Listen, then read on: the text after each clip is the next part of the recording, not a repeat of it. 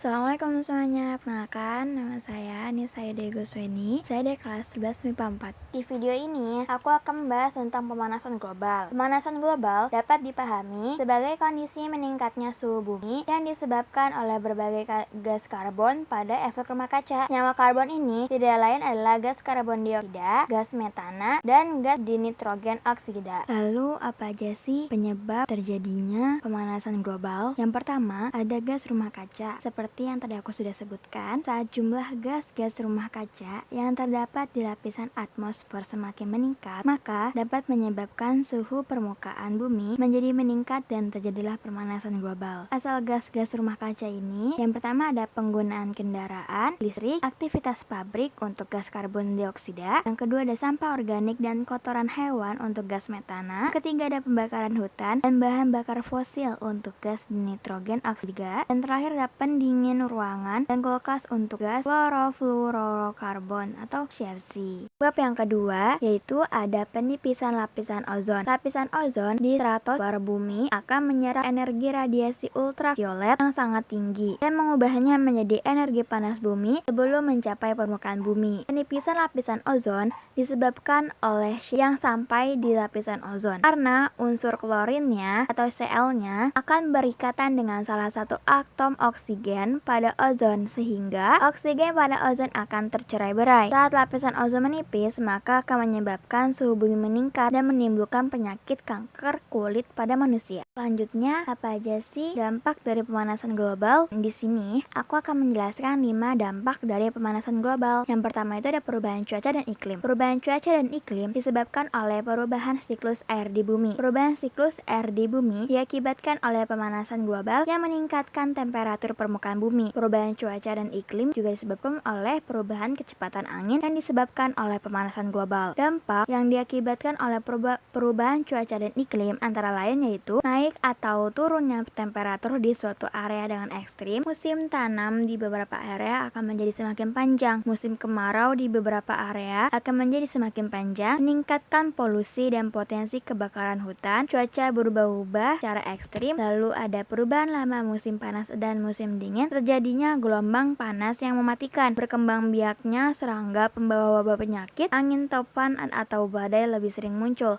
dan yang terakhir mencairnya es di kutub utara. Dampak yang kedua dari pemanasan global yaitu ada kenaikan permukaan air laut. Kenaikan permukaan air laut diakibatkan oleh pemanasan global yang menyebabkan es di kutub utara mencair karena perubahan cuaca dan iklim serta penipisan lapisan ozon. Es kutub utara yang lepas dan mengapung di lautan akhirnya akan mencair dan menyebabkan kenaikan pada volume air laut. Dampak yang diakibatkan oleh kenaikan permukaan air laut antara lain tercampurnya air laut dengan pasokan air tanah, kota-kota di sepanjang garis pantai lama-kelamaan akan tenggelamnya pulau-pulau kecil yang rendah, dan terjadinya banjir air pasang yang lebih sering. Dampak yang ketiga dari pemanasan global yaitu penurunan produktivitas pertanian. Dampak yang diakibatkan oleh penurunan produktivitas pertanian antara lain tumbuhan sulit ditanam, gagal panen, area pertanian yang memanfaatkan kumpulan salju musim dingin tidak akan bertahan hingga panen, berkembang biaknya serangga penyebab hama, penyakit tanaman juga lebih mudah mewabah,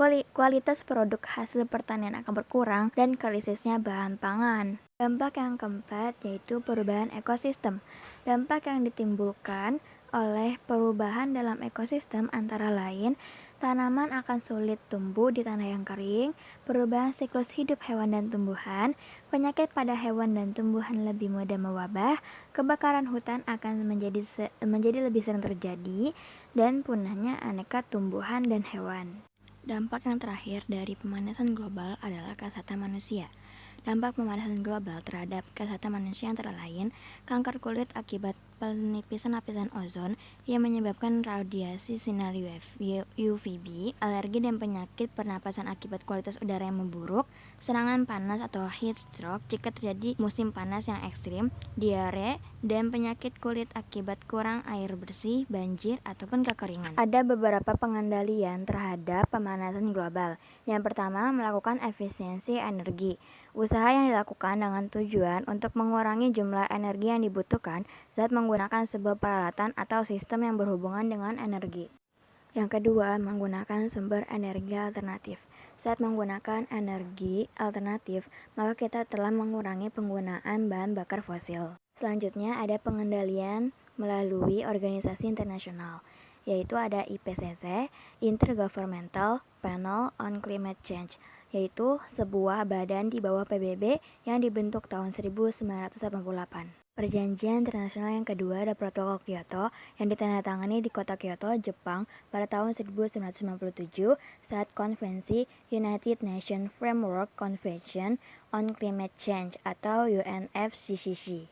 Perjanjian internasional yang terakhir ada Asia Pacific Partnership on Clean Development and Climate.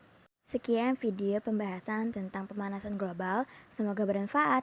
Wassalamualaikum warahmatullahi wabarakatuh.